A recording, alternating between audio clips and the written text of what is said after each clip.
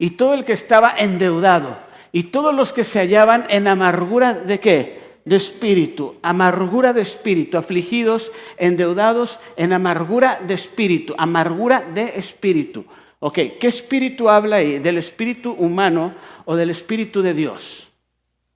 Del espíritu humano.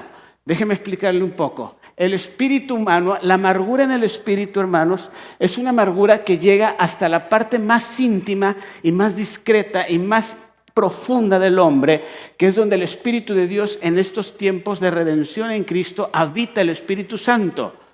¿Sí me explico? ¿El Espíritu de Dios habita dónde? ¿En la carne?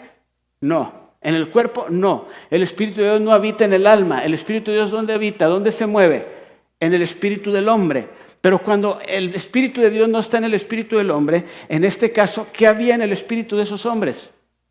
O sea, que es la amargura que llegó al lugar más ¿qué? Más profundo de sus vidas, al lugar más íntimo de sus vidas. ¿Era más fuerte la amargura? ¿Era algo más fuerte que simplemente tener un mal día, tener un mal rato, tener un mal tiempo, tener un mal sabor de boca? Era mucho más que eso. Estos hombres estaban literalmente muertos en vida. Literalmente muertos en vida. Imagínate, afligido, endeudado y en amargura de espíritu. Échale pluma. Haz la suma y dime cuál es el resultado de eso. ¿Cuál es el resultado de eso? Yo le podría poner, ahora sí que aflicción más ¿qué dijimos?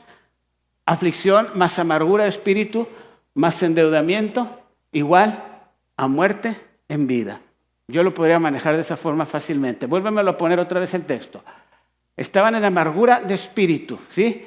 Y fue hecho jefe de ellos. Fíjate nada más. David fue hecho jefe de ellos. ¿Cómo estaría David entonces también? ¿De dónde venía David? ¿David se sentía solo? ¿Se sentía perseguido? ¿Se sentía ahora sí que perseguido injustamente? Sí. Y yo creo que David estaba igual que ellos en ese sentido. Pero veamos. Y tuvo consigo como 400 hombres. ¿Sí? Tuvo consigo como 400 hombres. El que sigue, por favor. Y se fue de allí David a Mizpa y dijo al rey de Moab: te ruego que mi padre y mi madre estén con vosotros hasta que sepa lo que Dios hará de mí. Aquí te quiero preguntar algo. ¿David sabía lo que iba a pasar con su vida? Necesito saber. ¿David estaba inquieto por lo que estaba pasando? Pregunto, David estaba diciendo como, Señor, ¿cuántas veces no le has dicho, Señor, ¿por qué a mí? ¿Por qué me pasa esto? Necesito que me hables, necesito oír tu voz, necesito que me digas qué está sucediendo, necesito que me digas por qué me humillan los filisteos, necesito que me digas por qué estoy bajo estas circunstancias, bajo estas condiciones. Necesito que hables a mi corazón. Pero ¿sabes una cosa? Ahí hicieron otra, hay algo también que se hizo ahí. ¿Cuántos había en la cueva de Adulam? 400. ¿Quiénes estaban entre esos 400? Sus hermanos, ¿sí? Pero su padre y su madre no estaban entre ellos. Te voy a decir por qué, hermano. Porque en esa cueva tenían que estar los que tenían que estar. Ahí te va, ¿sí? Tenían que estar únicamente los que Dios había que escogido para que estuvieran ahí. Vayámonos ahora al libro de Segunda de Samuel, por favor. Quédense con esto. Vamos a Segunda de Samuel, por favor. ¿Sí? Segunda de Samuel. Y vamos a entrar aquí a la escritura en el libro de Segunda de Samuel, capítulo. A ver, aquí lo tengo. Segunda de Samuel. Aquí está. 23, perdón, disculpen hermanos. Capítulo 23, versículo 13. Yo quiero que escuche esta historia. 23, 13. Escuche esta historia. Capítulo 23, versículo 13, por favor. ¿Sí? 23, 13. Sí, aquí ahí lo tenía, nomás que no lo veía. Y 3 de los 30 jefes descendieron y vinieron en tiempo de la siega a David en la cueva de ¿qué? De Adulam. A ver, ponga atención. Y 3 de los 30 jefes descendieron y vinieron en tiempo de la siega a David. ¿En dónde? En la cueva de Adulam. ¿Sí? En la cueva de Adulam. ¿Qué fue lo que pasó?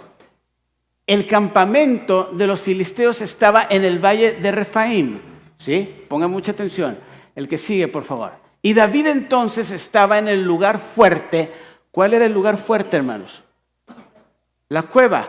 Era su fuerte, era su fortaleza de ellos. Estaba en el lugar fuerte y había en Belén una guarnición de filisteos. Había un campamento de filisteos donde invadiendo la tierra de ¿qué? De Belén. ¿Sí? ¿Y qué pasó? Y David dijo con vehemencia: ¿quién me diere a beber del agua del pozo de Belén que está junto a la puerta? Él dice: ¿cuántas ganas tuviera yo de tomar agua del pozo que está junto a la puerta de Belén? ¿Se le antojó? ¿Fue algo que salió de su corazón? ¿Algo que dijo: yo quisiera beber del agua de Belén? O sea, de ese pozo tan especial, ¿verdad? Que era para él, era de Belén también. ¿Sí? ¿Y qué es lo que pasó, hermanos? ¿Qué sucedió? Ve lo que dice la historia. Entonces los 3 valientes, que de dónde descendieron o de dónde salieron, de la cueva de dónde, de Adulam, los 3 valientes irrumpieron por el campamento de los filisteos y sacaron agua del pozo de Belén que estaba junto a la puerta y tomaron y la trajeron a David.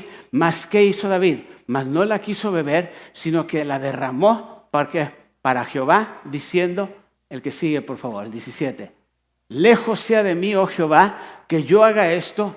¿He de beber yo la sangre de los varones que fueron con qué? Con peligro de su vida, y no quiso beberla, beberla, y los 3 valientes, los 3 valientes hicieron ¿qué? Esto. ¿Qué fue lo que pasó, hermanos? ¿De dónde? Yo la pregunta que tengo para ti esta mañana es que quiero saber y quiero que podamos meditar y preguntarte, ¿qué fue lo que pasó? ¿Cómo que primero nos hablan de gente afligida, gente totalmente endeudada, gente totalmente amargada en el espíritu?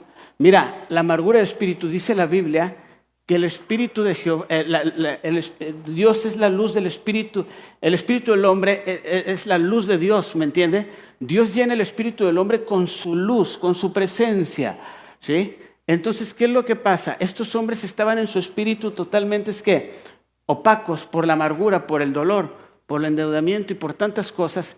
¿Qué pasó? ¿Qué sucedió para que estos hombres, de estar en esa condición espiritual, emocional, física, se convirtieran en hombres como ellos, como los 30 valientes? En este caso está hablando de los 3 mejores valientes o los 3 que nadie superó, escúcheme bien, nadie superó, que tuvieron la osadía, no solo la osadía, la capacidad de poder salir de ese lugar, meterse entre el campamento del ejército enemigo y concederle un deseo a David, que David no los mandó, pero ellos dijeron: vente, vámonos, arriesgando ¿qué? Sus vidas. ¿Usted cree que un afligido, un endeudado, un amargado hasta lo más profundo de su ser puede hacer tal hazaña? ¿Qué me dice? ¿Podrá una persona con esas condiciones espirituales, físicas, emocionales, hacer tal cosa? No. Y esa es la pregunta de hoy. Ahora, la otra pregunta. Entonces, ¿qué pasó? ¿Qué pasó? ¿Dónde estaba David? Mira, cuando David dice que fue a dejar a sus padres, ¿sí? En el capítulo 22, en el versículo de Primera de Samuel, en el versículo 3, por favor, ve lo que dice, en el capítulo 22, 3 de Primera de Samuel. Primera de Samuel 22, 3 dice: y se fue David allá a Mizpa de Moab, y dijo al rey de Moab: te ruego que mi padre y mi madre estén con vosotros hasta que sepa lo que Dios hará de mí. Pero aquí dice el 4, por favor, disculpen. Y los trajo pues a la presencia del rey de Moab, y dice, y habitaron con él todo el tiempo que David estuvo, ¿dónde? En el lugar fuerte. O sea, que David, ¿dónde habitó? En el lugar fuerte. ¿Y cuál es el lugar fuerte? La cueva. La cueva de los afligidos, de los endeudados y de los amargados. Ahora la pregunta es, ¿cómo puede un hombre cambiar y transformarse de una forma así a aquella? ¿Cómo? Díganme cómo.